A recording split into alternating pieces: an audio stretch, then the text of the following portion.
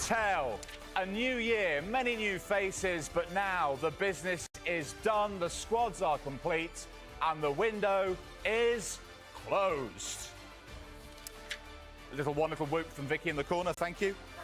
But of course, as we always say on deadline day, it is not quite the end, because there is the potential for another signing or two, or three or four tonight. As long as that deal sheet was in and signed before 11 o'clock, moves can still be completed into the night, and there are significant ones still to be done.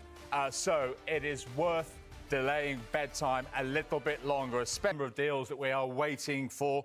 We've heard about Disasi and Tel and Alcaraz to Everton and Chilwell to Palace. What is happening with those? We'll find out as the minutes tick by. We are past the deadline, but deals will still be getting done. Let's just start sort of summing up, though. Michael, I'll start with you. If you're looking at who you think's had a really good month, can you pick a team that you think's had the best window of the Premier League sides? I'd probably have to say Aston Villa, with Rashford coming in, Asensio, Marlen, Garcia, and if they get Disasi, and Disasi's a must, the defensive area.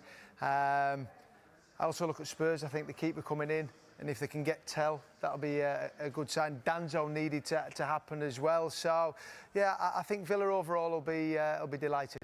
So, are you surprised at all that Chelsea are willing to let Disasi go to a Champions League rival?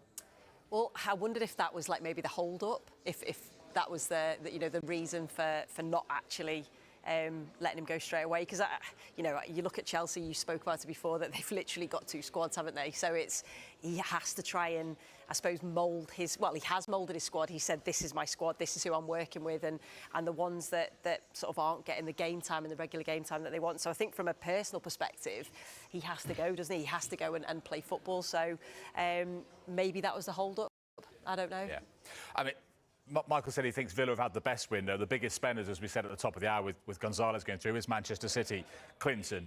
How dependent or how much is resting on him hitting the ground running when you bear in mind that Rodri is still a long way away from returning? No, but I'd probably agree with those, because Villa players that they've signed, we know about them, so we know what they can do. Some of these Man City players we don't know. Mamouche we know, very good signing. I think he hit the ground running in his first game. He wasn't so good against Arsenal, but the whole team weren't as good, so that was disappointing. Gonzalez has to hit the ground running. It's a different league. The Portuguese league is totally different to the Premier League, and it's the thrust and the bust of playing in that midfield. The midfield is the one where you've got to go in there and you've got to deliver. Because everyone, as soon as you sign a midfielder, all they're going to ever do, City, is compare him to Rodri.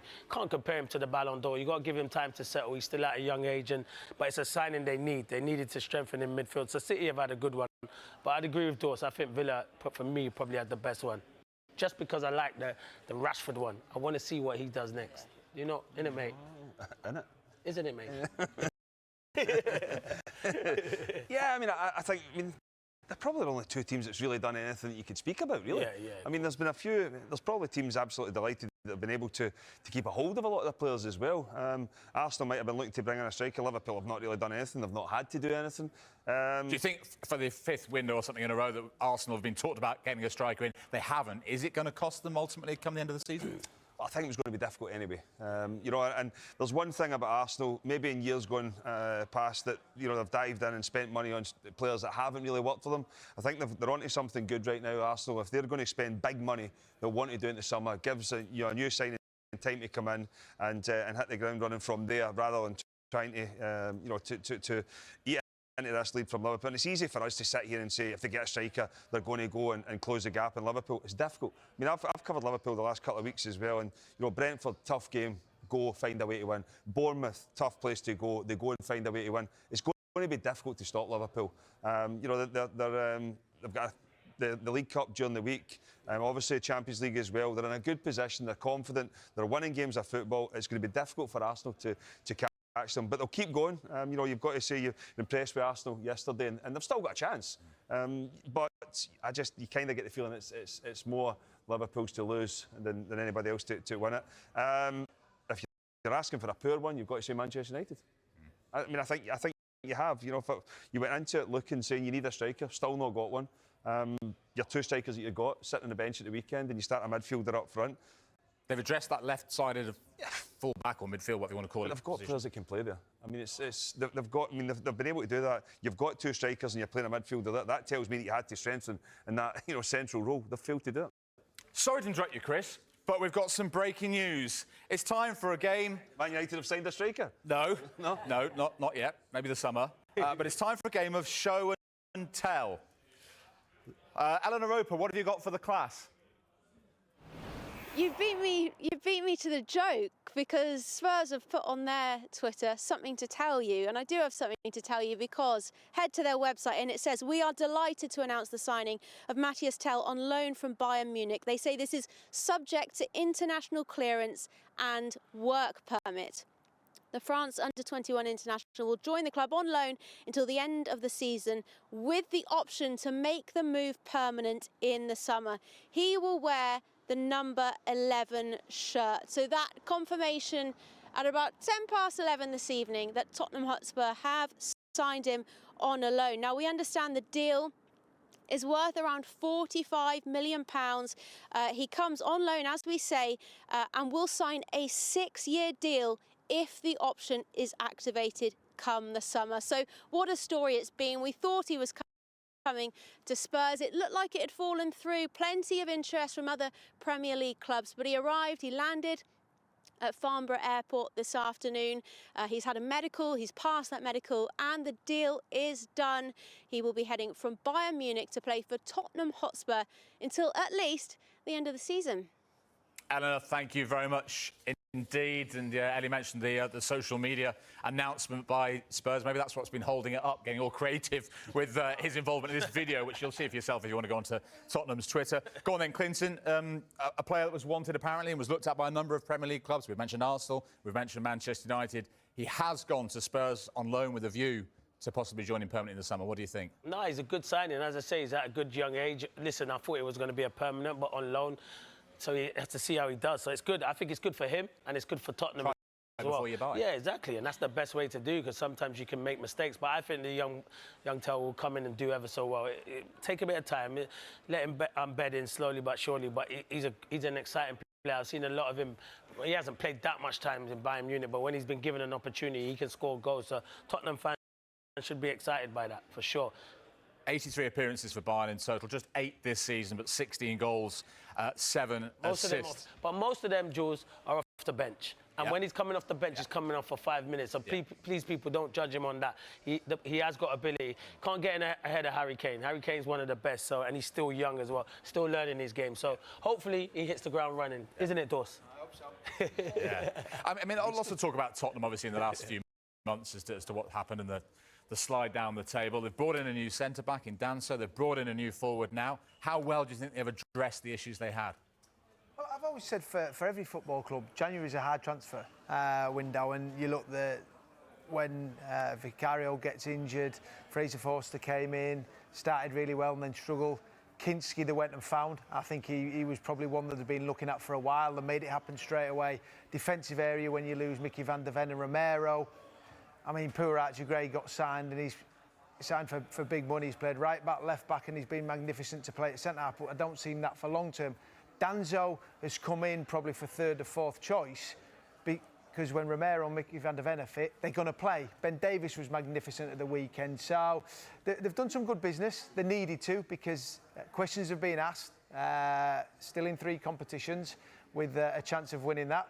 Hopefully I'm saying that on Friday morning as well. Boydie's looking at me. Thursday. There you go. I was waiting for a comment like that. So, no, positive for them. Good luck to Tel. He's very young. I think he said 80-odd appearances for Bayern Munich. You've got to remember, still only 19. Whether it be coming off the bench... He's under pressure to come and start. And I mean, I know you're saying give him time, but, you know, Tottenham need somebody to come in right now. Well, they do, because they've got Solanke. They paid 65 million for Solanke in the summer, 60 million for Richarlison. We're talking about players here that have spent a lot of money on. So the players have to take that responsibility as well. We've got some big games coming up, but I think he'll be a positive signing and full of energy. Saturday pre-match will know that this lot don't shy away from a bit of friendly competition. We've been putting them to the test before they came on air. They know what's coming. Let's see how they got on alongside Johnny McCann. Yes, thank you very much. Welcome to the final edition here of the wee game we've been having here today. A bit of Guess Who, Transfer Deadline Day special. We're going to have a bit of a Soccer Saturday competition.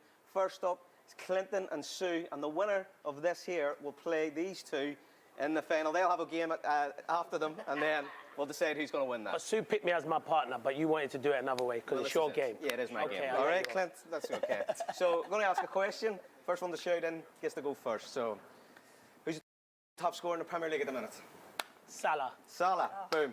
There you go. But Sue can go first. Ladies before there you go. Look at that. I know. Don't know who he's trying to kid.